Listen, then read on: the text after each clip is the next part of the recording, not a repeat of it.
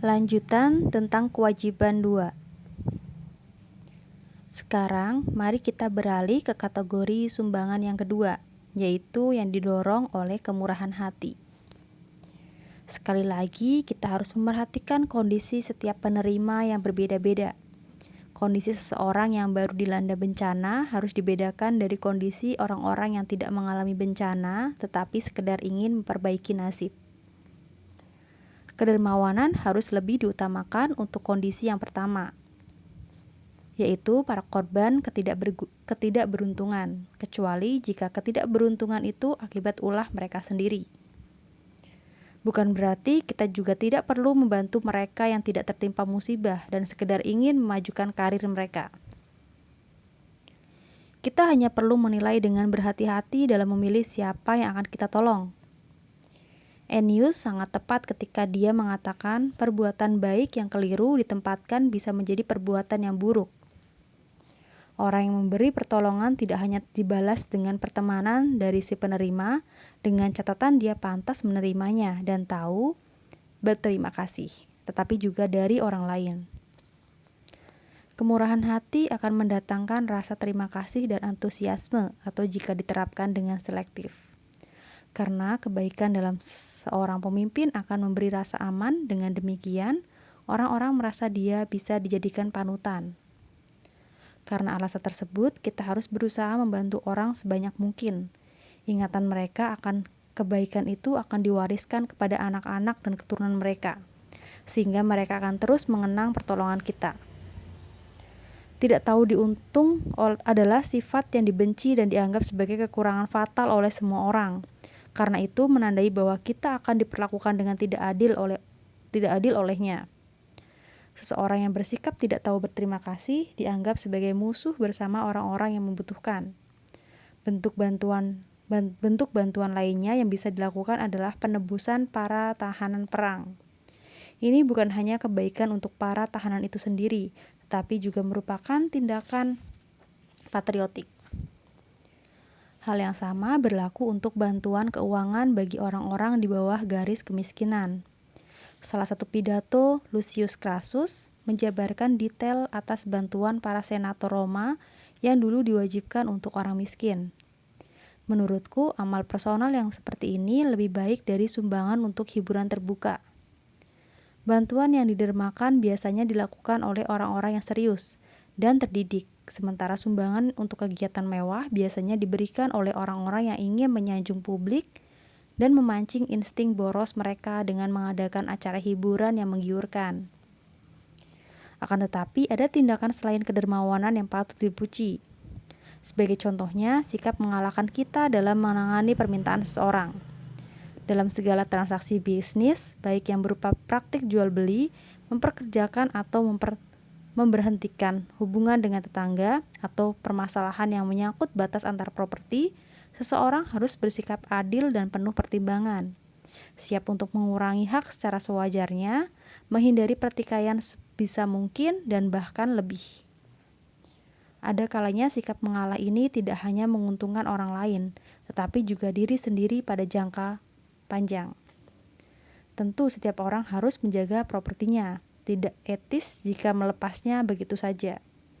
Tetapi harus berusaha untuk tidak membiarkan kecurigaan atau keserakahan menguasai kita dalam hal ini. Meski cara terbaik menghabiskan uang adalah dengan mendermakannya, tetapi tidak perlu sampai melepas begitu saja rumah yang telah diwariskan kepada kita. Kebajikan lainnya yang juga dipuji oleh Theophrastus adalah keramahan. Aku setuju sepenuhnya dengannya. Sungguh terpujilah orang-orang yang membuka rumahnya untuk para tamu-tamu terhormat. Dan akan sangat menguntungkan negara jika tamu dari luar negeri menerima kemurahan hati seperti ini di kota kita. Selain itu, siapapun yang menginginkan posisi tinggi disarankan untuk mencari pengaruh dan pertemanan dari tamu-tamu asing melalui keramahan ketika mereka mengunjungi Roma. Theophrastus menulis sebuah kasus mengenai Cimon yang memberikan keramahan untuk orang-orang di Lasiat, penduduk daerah yang memilihnya. Jika ada orang Lasiat yang mengunjungi kediaman peristirahatannya, Dia memerintahkan untuk memberikan fasilitas sebaik mungkin, dan para petugas pengadilan pun diperintahkan hal yang sama. Kedermawanan yang tidak hanya berupa uang tunai, tetapi bantuan personal sekali lagi tidak hanya menguntungkan satu pihak, melainkan satu negara. Akan tetapi, untuk mengembangkan jabatan dan reputasi, cara paling efektif tetaplah membela seorang di pengadilan dan memberikan bantuan di bidang tersebut. Salah satu tradisi luar biasa para leluhur kita adalah perlakukan penuh hormat terhadap para ahli interpretasi hukum yang luhur. Sebelum masa sekarang yang membingungkan ini, para negarawan termasyhur memusatkan perhatian untuk aktivitas ini. Namun kejayaan profesi ini sudah terhapus, seperti kejayaan profesi kenegaraan Roma lainnya. Ini sungguh disayangkan karena terjadi pada masa hidup seorang yang sama hebatnya dengan para pendahulunya, dari segi jabatan dan mengungguli sebagian besar dari mereka dalam hal kecakapan hukum. Bantuan seperti ini akan mendatangkan rasa terima kasih dari berbagai pihak dan menjadi pertolongan yang mewajibkan seseorang untuk membalasnya. Kemahiran bertutur sangat terkait erat dengan kecakapan hukum, yaitu sebuah seni yang lebih rumit dan memiliki pengaruh lebih besar untuk mendapatkan simpati. Kemahiran bertutur disesuaikan secara khusus untuk memenangkan kekaguman para pendengar, membangkitkan harapan di tengah keputusasaan, dan menumbuhkan rasa terima kasih dari orang-orang yang telah kau wakili. Karena itulah para pendahulumu menempatkan orator di posisi tertinggi di antara profesi lainnya. Karena jika seorang piawai dalam bertutur dan siap untuk menghadapi kesulitan, jika dia mengikuti tradisi para leluhur dengan ikut melindungi para klien tanpa keraguan atau meminta pembayaran, maka dia mendapatkan kesempatan besar untuk membantu sesama. Dan ini berarti akan ada banyak pihak yang berutang budi kepadanya atas jasanya. Topik pidato membuatku ingin mengulangi pernyataan kesedihan dariku atas kekacauan kestabilan Roma saat ini. Bahkan bisa dibilang negara ini sedang berada di ambang kepunahan. Tema itu dengan senang hati akan kujabarkan andai aku tidak takut orang-orang akan menuduhku mengeluhkan posisiku saat ini. Tetap saja, siapapun pasti tahu berapa banyak orator yang telah menghilang, betapa sedikitnya janji yang ditepati, betapa sedikitnya orang-orang yang kompeten, dan bagaimana praktisi yang masih aktif justru hanya mereka yang unggul dalam hal keagresifan. Benar sekali, tidak ada yang memungkiri bahwa semua atau sebagian besar orang tidak selalu menjadi pengacara atau pembicara yang handal. Akan tetapi, siapa saja bisa membuat sesamanya berutang budi kepadanya dengan cara memberikan suara ketika dia ingin menjadi pejabat negara, dengan bersaksi untuknya di depan juri atau majelis, dengan memperhatikan minat mereka atau mencarikan pengacara untuk membela mereka. Orang-orang yang memberikan pelayanan dengan cara seperti ini akan mendapatkan rasa terima kasih yang tulus dan balasan yang berlimpah. Salah satu saran yang sudah sangat jelas hingga jarang sekali disebutkan. Ketika kita ingin menolong satu golongan, jangan sampai kita menyinggung golongan lainnya. Hindari kesalahan yang sering terjadi, yaitu dengan menyinggung seseorang yang tidak seharusnya atau sangat tidak disarankan, dirugikan secara moral. Tidak sengaja melakukannya berarti ceroboh, dan dengan sengaja melakukannya berarti bodoh. Jika memang dengan sangat terpaksa harus menyinggung satu pihak, selamatkan diri sebisa mungkin dengan menjelaskan alasan kita terpaksa melakukannya. Karena tidak ada lagi jalan lain, kita juga harus mencoba menebus kesalahan tersebut dengan memberikan jasa di masa depan. Dalam memutuskan kelayakan seseorang untuk ditolong, biasanya kita mempertimbangkan karakter atau kekuatan finansialnya. Mudah sekali untuk mengatakan seperti yang sering dilakukan orang lain, bahwa dalam memberikan bantuan, karakter penerima harus lebih dipertimbangkan dari harta kekayaan oleh si pemberi. Ini terdengar sangat bagus. Akan tetapi ada yang benar-benar mau menolong seorang yang miskin tetapi layak daripada seorang yang makmur dan berpengaruh? Harus diakui, kita cenderung memilih untuk menawarkan bantuan kepada seorang yang sekiranya bisa membalas lebih cepat dan dengan lebih nyata. Namun, sangat disarankan untuk memperhatikan pertimbangan ini dengan seksama. Benar, seseorang yang tidak memiliki harta tidak bisa membalas jasa dari segi material, tetapi jika dia orang yang baik, setidaknya dia bisa membalas kita dalam hatinya. Seperti yang pernah dikatakan oleh satu tokoh, jika seseorang masih memiliki uang, dia belum melunasinya. Jika dia sudah membalasnya, maka dia tidak lagi memiliki apa-apa. Ini tidak berlaku untuk rasa terima kasih, karena sentimen tersebut akan selalu bersemayam dalam si penerima.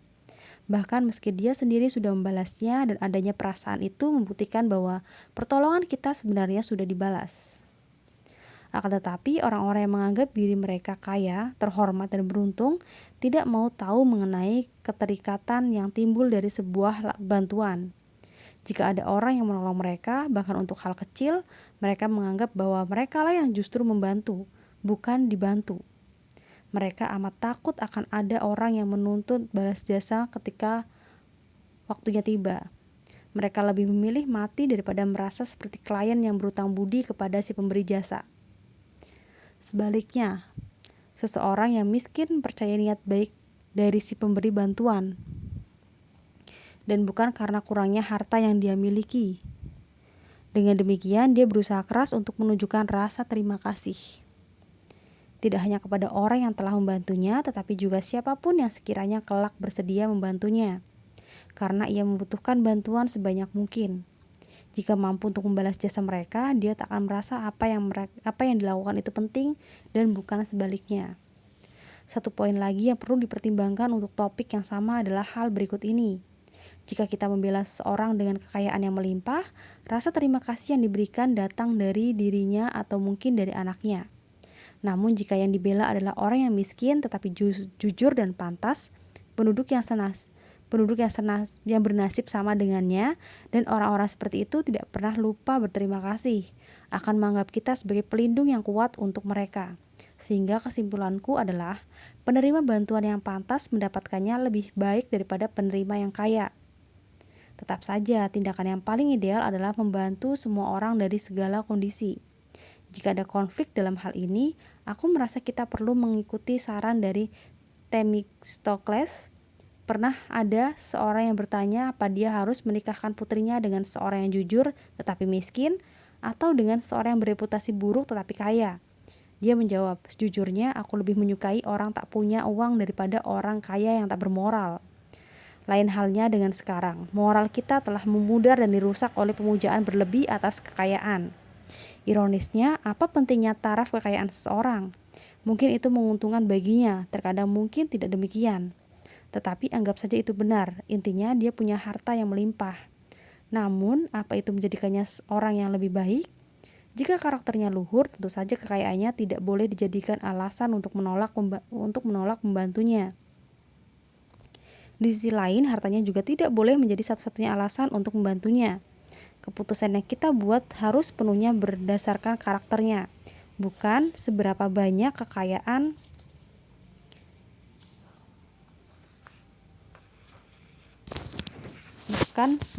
kekayaannya.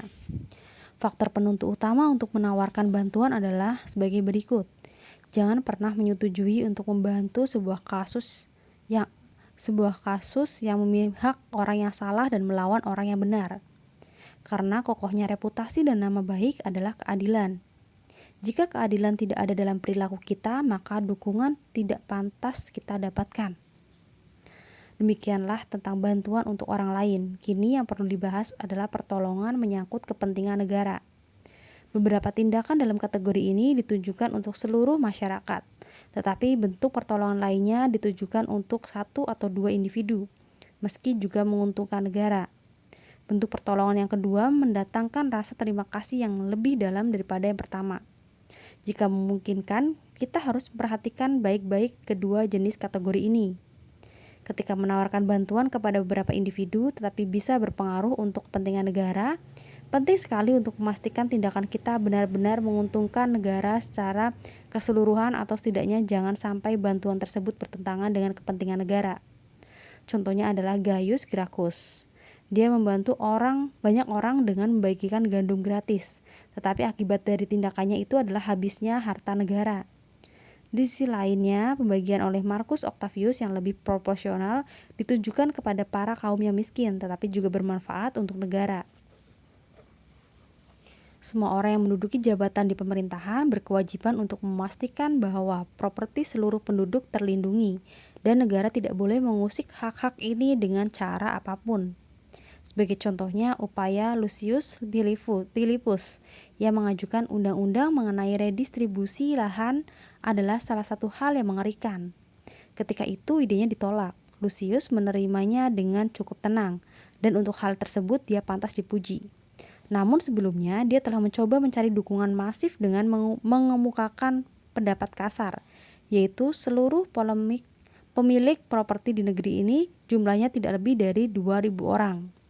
Untuk pernyataan itu saja, hak-haknya sebagai penduduk Roma pantas untuk dicabut, karena kata-katanya mengimplikasikan dukungannya terhadap pembagian lahan yang merata untuk semua jenis properti. Hal itu akan menjadi bencana yang sangat besar. Alasan utama negara dan kota diatur sedemikian rupa adalah untuk melindungi properti pribadi. Alasan utama orang-orang berkumpul bersama membentuk sebuah masyarakat adalah karena dorongan kodrat. Akan tetapi alasan sebenarnya mereka mencari perlindungan dari kota yang mereka huni adalah mereka ingin menjaga harta mereka. Perang yang terus terjadi membuat kekayaan Roma berkurang. Para pendahulu kita seringkali memberlakukan pajak properti. Segalanya diupayakan untuk mencegah berulangnya hal ini, dan segala pencegahan dilakukan untuk memastikan tindakan seperti itu tidak akan pernah dilakukan. Hal yang kusampaikan berikutnya merujuk pada dunia secara keseluruhan dan tidak khusus pada Roma saja, karena dia membicarakan perandaian yang mengerikan. Aku lebih suka jika itu diarahkan kepada negara-negara lain dan bukan negara kita. Jika ada pemerintah yang terpaksa memberlakukan pajak properti, hal yang wajib dilakukan adalah memastikan rakyatnya tahu bahwa hal tersebut harus dilakukan karena tidak ada pilihan lainnya untuk mencegah runtuhnya negara. Tentu saja, semua orang yang bertanggung jawab dalam urusan negara berkewajiban untuk memastikan seluruh penduduk memiliki persediaan melimpah untuk kebutuhan hidupnya. Aku tak perlu menjelaskan apa saja cara yang umum untuk mewujudkannya, atau bagaimana caranya. Kewajiban itu sudah jelas, tetapi disebutkan hanya sekedar untuk penekanan kepentingan. Hal paling utama dalam urusan dan pengabdian terhadap masyarakat adalah memastikan kita tidak dianggap serakah. Gaius Pontius Samnit, tipe gladiator, dulu pernah menyatakan, andai saja Dewi Fortuna menunda kelahiranku hingga masa ketika orang-orang Roma bersedia menerima suapan. Dengan demikian aku bisa meruntuhkan negara ini dalam 1 hari saja. Benar, dia pun harus menunggu berabad-abad untuk itu, karena baru-baru ini kutukannya mulai mendera negara kita. Jadi, jika Pontius yang memang sejahat yang digambarkan, aku lega sekali dan tidak hidup di masa sekarang. Kurang dari 110 tahun berlalu sejak Louis Piso memberlakukan orang-orang yang menghukum harta rampasan. Sebelumnya, peraturan seperti ini tidak ada. Sejak saat itu, tindakan yang serupa dilakukan dan semakin ketat dari sebelumnya. Ada sekumpulan orang yang diadili dan dihukum. Akibat ketakutan akan keputusan pengadilan selanjutnya, perang dengan Italia pun pecah. Kemudian peradilan pun ditekan, berikut dengan undang-undangnya. Para sekutu kita pun dirampok dan dihancurkan sepenuhnya. Hasil dari serangkaian kejadian ini menunjukkan bahwa kekuatan yang masih dimiliki bukanlah karena diri kita sendiri, melainkan dari kelemahan pihak lainnya. Panetheus memuji Africanus muda karena tidak serakah dalam bernegara. Pujian itu pun pantas diberikan, tetap saja kebajikan-kebajikan dimilikinya, kesederhanaan dirinya tidak hanya karena itu mampu bagian dari karakternya, tetapi juga berkat periode ketika dia hidup. Sebagai contohnya, saat Lucius Paulus merebut seluruh kekayaan Makedonia, dia menyumbangkan sejumlah besar uang untuk kekayaan negara hingga rampasan dari seorang jenderal cukup untuk menghapus pajak properti selamanya. Di sisi lainnya, Paulus tidak membawa pulang apapun kecuali reputasi yang termasyur. Putranya Africanus muda meneladani tindakannya. Ketika menaklukkan Kartago, dia tidak mengambil keuntungan untuk dirinya sendiri. Sementara itu, rekannya sama sensor Lucius Mamius juga tidak mengambil harta sama sekali setelah menghancurkan kota terkaya di dunia. Dia berambisi menghiasi Italia, bukan menghiasi rumahnya sendiri. Dengan sikap ini, menurutku dia berhasil menghiasi rumahnya dengan cara yang paling luhur. Seperti yang sebelumnya aku katakan, perangkap paling kejam di dunia adalah keserakahan, dan saat ini terjadi dan dilakukan oleh penduduk serta pemimpin paling terkecil merupakan sebuah bencana besar. Menggunakan fasilitas publik demi keuntungan pribadi tidak hanya sesuatu yang amoral, tetapi merupakan sebuah dosa dan kejahatan besar. Apollo menyatakan melalui orakel Pythia-nya bahwa satu-satunya yang bisa melengsarkan kejayaan Sparta adalah keserakahan, dan rampalannya juga berlaku untuk semua bangsa yang berhasil. Cara terbaik untuk seorang pemimpin menenangkan simpati adalah dengan menahan diri dan menyangkal ego. Ketika para politisi tengah bersemangat untuk bersahabat dengan rakyat dan mengajukan undang-undang distribusi lahan, mereka ingin agar para pemiliknya terusir dari rumah mereka, atau mereka ingin mencegah para peminjam melunasi utang-utang mereka. Orang-orang yang berpendapat demikian merusak tatanan dasar dari negara kita. Awalnya mereka merusak harmoni antara satu elemen dalam negara dan lainnya. Sebuah hubungan yang tidak bisa bertahan jika pengutang diperbolehkan tidak melunasi utang yang wajib dibayarkan kepada direktur. Lebih jauh lagi, semua politikus yang memiliki niat seperti itu ingin menyerang prinsip dasar keadilan, karena setelah hak properti dilanggar, maka prinsip keadilan secara keseluruhan pun rusak. Sekali lagi, fungsi istimewa dari setiap negara dan kota adalah menjamin setiap penduduk bebas menikmati properti sendiri.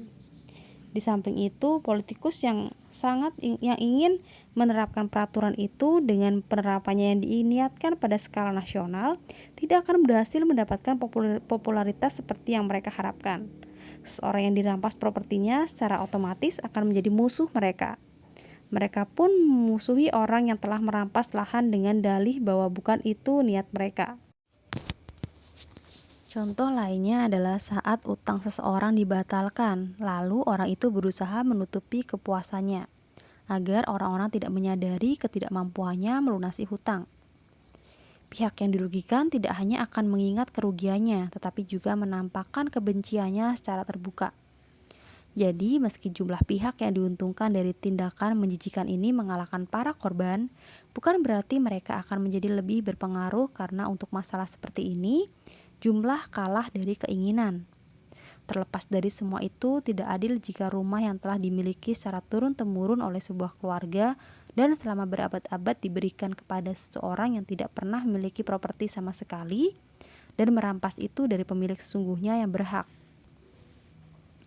Inilah bentuk ketidakadilan yang menyebabkan penduduk Sparta mengasingkan Lysander, seorang epor atau jabatan pengawas yang sejajar dengan para raja Sparta, dan menghukum mati Raja Agis, sebuah keputusan yang belum pernah dilakukan dalam sejarah mereka. Orang-orang itu adalah para pencipta kebijakan yang menenggelamkan kota Sparta dalam kekacauan yang berujung pada kehancurannya. Para tiran berkuasa, kaum aristokrat diasingkan, dan masyarakat mereka yang sebelumnya diperintahkan dengan luar biasa pun binasa. Bukan hanya Sparta, bangsa yang porak-poranda, kejahatan yang lahir dari sana menyebar luas, dan dampak buruknya menulari seisi Yunani. Jangan lupakan pula Grasi, para putra Tiberius Gracchus yang terhormat, dan para cucu Africanus senior. Pembagian ulang lahan juga merupakan penyebab kehancuran mereka. Sementara itu, Aratus dari Sikion banyak menerima pujian, dan itu sudah sepantasnya. Setelah Sikion dikuasai para tiran selama 50 tahun, dia kembali ke sana dari Argos, diam-diam memasuki kota dan mengambil alih kendali.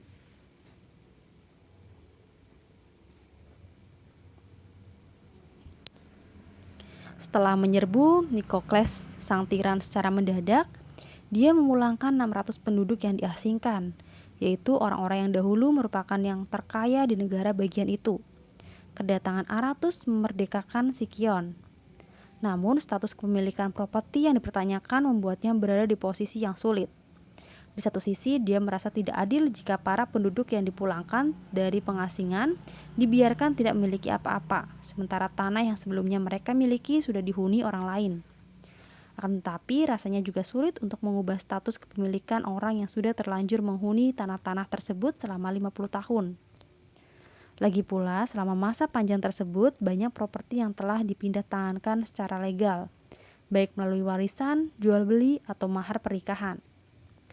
Aratus pun kemudian memutuskan para mantan pemiliknya harus menerima ganti rugi, karena tidak memungkinkan untuk menuntut kembali properti yang telah dimiliki penghuni baru.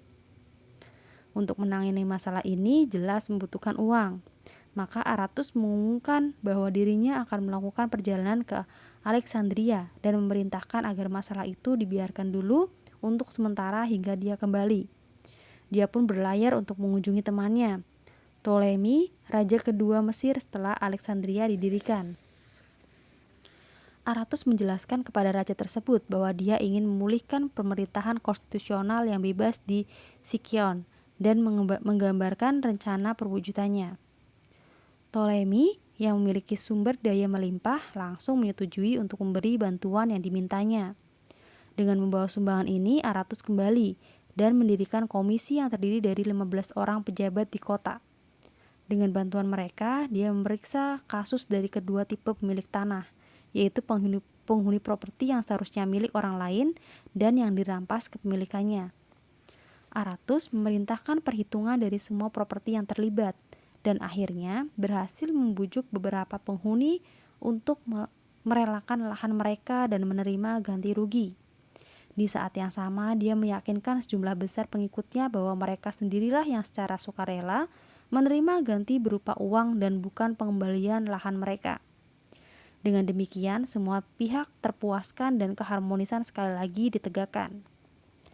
Aratus adalah negarawan yang hebat, seharusnya dia menjadi penduduk Roma.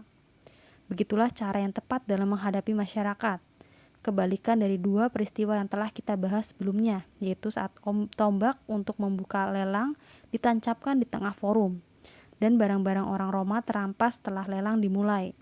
Berbeda dengan Aratus dari Yunani, sebagaimana karakternya yang bijaksana dan mengagumkan, dia merasa berkewajiban untuk mengabdi kepada setiap golongan rakyatnya. Benar, itulah pertanda sejati kecintaan atas negara dan kebijaksanaan seorang penduduk yang cerdas. Dia tidak membiarkan kepentingan satu golongan bertentangan dengan golongan lainnya, tetapi menyatukan seluruh lapisan masyarakat tanpa ada keberpihakan.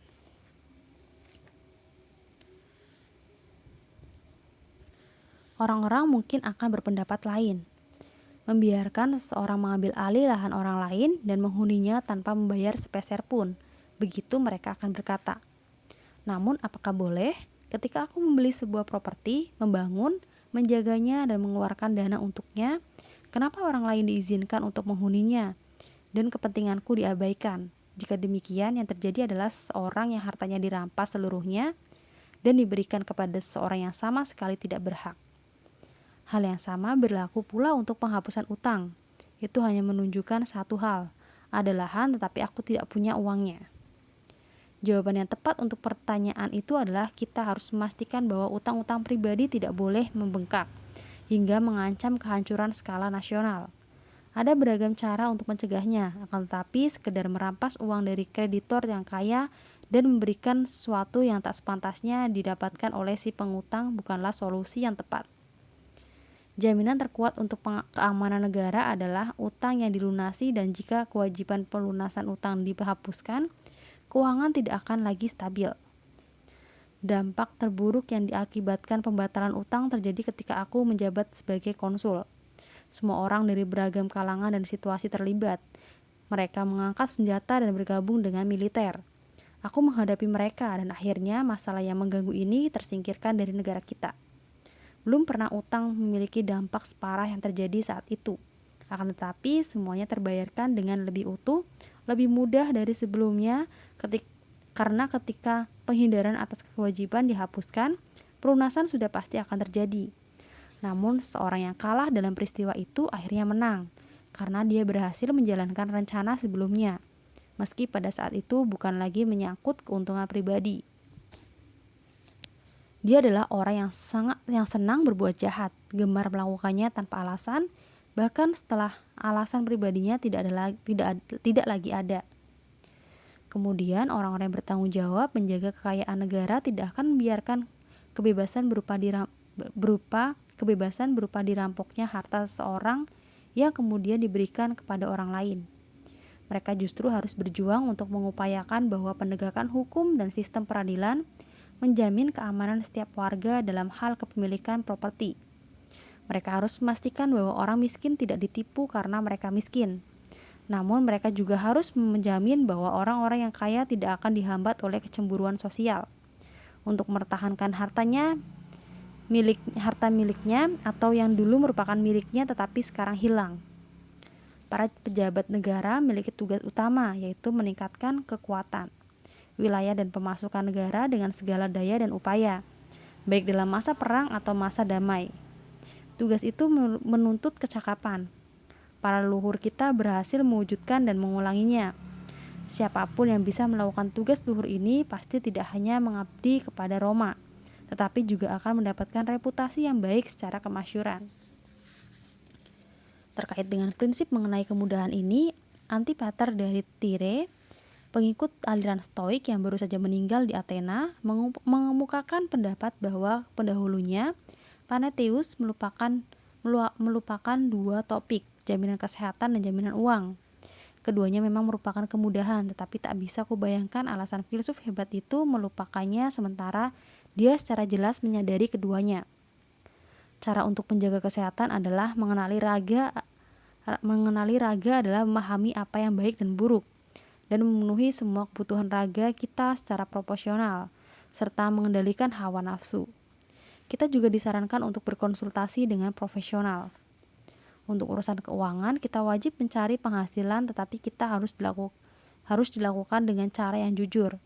Kita juga wajib menabung dengan bersikap bijak dan berhemat, serta meningkatkan pendapatan dengan cara yang sama. Sebuah survei sesama tentang topik tersebut dilakukan oleh murid Socrates, Xenophon, dalam bukunya Estate Management atau Manajemen Properti, yang kuterjemahkan dari bahasa Yunani ke bahasa Latin saat aku masih seusiamu. Namun permasalahan tentang mencari investasi dan, aku harus menambahkan, menghabiskan uang lebih tepat jika didiskusikan oleh orang-orang yang memuja wajah Janus dibandingkan oleh para filsuf dari aliran manapun. Pada akhirnya kita tetap mengingat bahwa hal-hal seperti ini nyata. Semuanya muncul karena adanya kemudahan yang merupakan topik dari tulisan ini. Aku menyadari di awal bahwa subjek dalam buku ini terbagi menjadi 3 bagian. Akan tetapi ada bagian keempat, yaitu yang berkaitan dengan permasalahan yang timbul ketika kemudahan harus saling dipertentangkan. Panetheus juga tidak membahas masalah seperti ini, tetapi penilaian atas hal itu sering kali harus dilakukan. Sebagai contohnya, seringkali kita harus membandingkan kemudahan fisik dengan kemudahan yang berasal dari luar atau bersifat insidental, yang terbentuk dari kondisi. Lebih jauh lagi, jika kita memisahkan kedua kategori ini, akan ada kemungkinan lagi untuk membandingkan satu kemudahan dengan yang lainnya dalam kategori yang sama. Mari kita bandingkan 2 hal. Contoh berikut ini adalah kemudahan fisik yang harus dibandingkan dengan kemudahan insidental. Mana yang kita pilih, sehat atau kaya? Kemudian lanjutkan, jika memilih kemudahan fisik saja, mana yang kita pilih, menjadi kuat atau lincah? Atau jika kita pilih kemudahan yang bersifat eksternal, berikut ini adalah hal yang harus kita pilih. Apa kejayaan lebih penting dari kekayaan? Apa kita akan lebih memilih pendapatan dari properti di kota atau dari ladang? Secara insidental itulah perbandingan yang harus dihadapi Cato sang sensor ketika diminta untuk mengindikasikan apa yang diyakininya sebagai kegiatan terpenting di sebuah villa di desa. Memelihara ternak secara komersial, jawabnya. Untuk pertanyaan selanjutnya dia menjawab memelihara ternak dengan cukup komersil. Prioritas ketiganya adalah memelihara ternak tanpa niat apapun. Barulah terpikirkan bahwa bercocok tanam. Selanjutnya orang-orang bertanya kepadanya apa pendapatnya mengenai peminjaman uang. Akan tetapi kemudian dia menjawab, sepertinya itu sama saja dengan kalian menanyakan aku tentang pembunuhan. Ini hanya satu dari sekian banyak gambaran untuk penekanan bahwa kemudahan sering sekali bertentangan satu sama lainnya.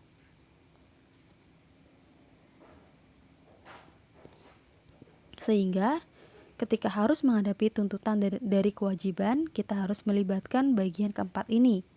Sekarang mari kita beralih ke pertanyaan lainnya.